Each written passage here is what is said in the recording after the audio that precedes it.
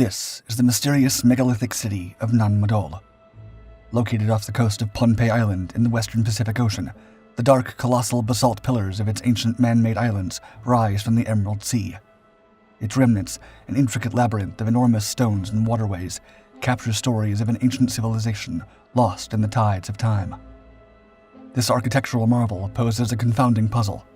How were these stone blocks, some weighing up to 50 tons, transported here off the coast amid the crashing waves and coral reefs? Considered to be inhabited by spirits, according to local folklore, Nan Madol is rife with legends of sorcerers and flying dragons. This mysterious city, once the ceremonial and political hub of the Saudalor dynasty, now sits deserted, with few clues as to the fate of its inhabitants. Who built this island marvel, and what secrets do its ruins tell?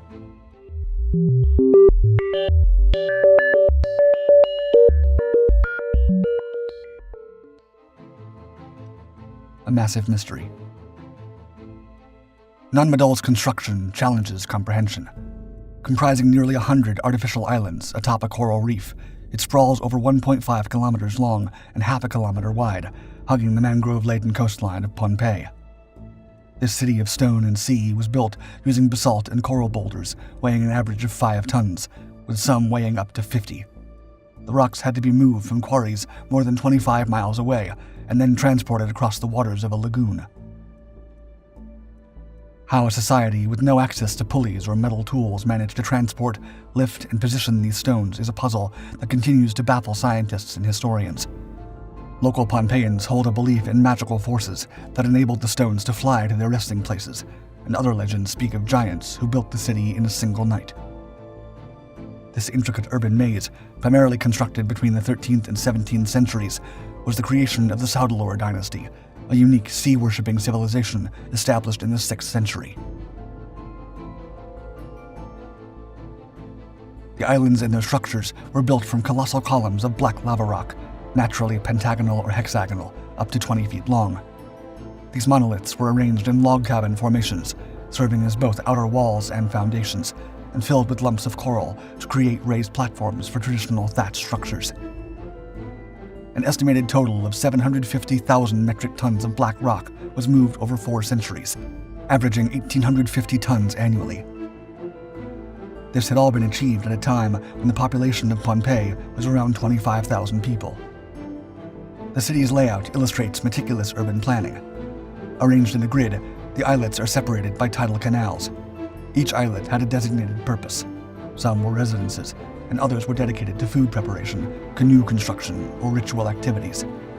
At its peak, the island was thought to be home to up to 1,000 inhabitants. At the heart of the city lies the central sector, a sacred precinct housing tombs, temples, and ceremonial spaces. Nandoas, the royal mortuary, stands out as the most ornate structure. Encased by 2 sets of 8-meter-high walls, its gracefully curved corners encompass an enclosed area larger than a football field. One of its cornerstones is estimated to weigh a staggering 50 tons. This cryptic structure sheltered the bodies of kings before their final burial. The Saudalor dynasty. For centuries, the small island of Pohnpei, a part of the modern federated states of Micronesia, was dominated by a singular centralized authority, the Saudalor dynasty. This dynasty was in power from approximately 1100 to around 1628. Pohnpeian legend holds that the Saudalor rulers were of foreign origin, notably distinct from the native population in appearance. The Saudalor dynasty, spanning many generations, presented an intriguing blend of personalities. Nan Madol, for example, was an enlightened leader, credited for building a stable aristocracy in Pohnpei. Yet not all rulers were remembered fondly. Sakon Madol was notorious for his harsh taxation, causing widespread suffering among the populace. A darker tale still surrounds the Saudalor known as Rai Puanlake, who, according to legend, used magic to find and consume the fattest Pohnpeians. Pohnpei was divided into 3 states during the Saudalor reign, each further divided into multiple areas. The seat of power was at Nan Madol, where the rulers developed a stratified title system, assigning particular occupations. The Saudalors derived their name from the Pohnpeian word Sau, meaning entitled to, and Delur, which was the old name of the island. This name was a befitting title for the rulers of a society that was notably hierarchical. The city was not just a political hub, but also a religious center. The northeastern area, known as Madol Poe, served as the mortuary sector, with 58 islets containing priestly dwellings and high-walled tombs, including the Grand Royal Mortuary. The Saudalur chiefs used the city strategically, housing potential rivals within its confines to monitor and control them. Sources of food and fresh water were only available on the main island, and they had to be brought to Nan Madol by boat. The rule of the Saudalur was absolute and increasingly oppressive over generations. The entire island, including the inhabitants, was owned by the Saudalur ruler. The ruler leased the land to landlord classes who oversaw commoners harvesting it. In return, the commoners were obliged to present frequent tributes of fruit, fish, and other foods to the ruler. Over time, the demands became so severe that the populace lived in a state of starvation and servitude. The downfall of the Saudalur dynasty came with the invasion of Isokolekal, another semi-mythical foreigner. Offended by the oppressive rule and the lord's disrespect toward the local gods, Isokolekal conquered Pohnpei, replacing the centralized Saudalur rule with a more decentralized system known as the Nanwarki system, which persists today. Myth and modern legend. A legendary tale in Pohnpeian culture claims the city was built by the twin sorcerers Olisipa and Olosopa. These sorcerers, hailing from the mythical land of western Katau, sought a place to build an altar to worship Nasinon Sap, the god of agriculture. They eventually succeeded after several failed attempts, giving rise to Nan Madol. The legend tells that they levitated the enormous stones that make up Nan Madol with the aid of a flying dragon. Upon the death of Olisipa, Olosopa became the first Saudalur and fathered 12 generations of rulers. Over the years, the island has developed a reputation for being haunted, with locals calling it the Ghost City. Its eerie aura has even inspired the works of H.P. Lovecraft, who used the city as inspiration for the home of Cthulhu in one of his short stories. Strange occurrences befalling those trying to research the island have contributed to this reputation and led many to believe the island is cursed.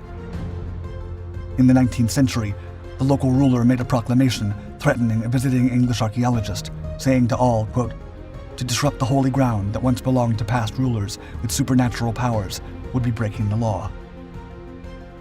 This threat had already proved true years earlier in 1874, when a ship carrying hundreds of crates of artifacts from Nan Madol, collected by Polish anthropologist Jan Kubary, sank in a storm near the Marshall Islands.